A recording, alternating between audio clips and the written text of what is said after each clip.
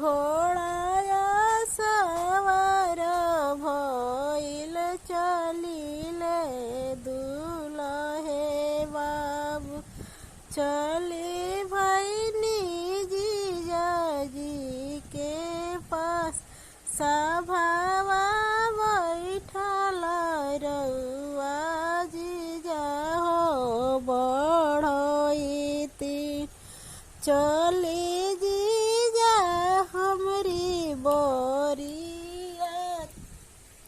सभावा बैठल रउरे जीजा हो बढ़ती चली जीजा हमरी बोरियत जबे हम जइबो सरऊ तोहरे बोरियतिया हमारा के कहो देवदान हमारा के कहो देवदान हमारा के चाही सरऊ चढ़ने के घोड़ावा दीदी गले सोनावा के हार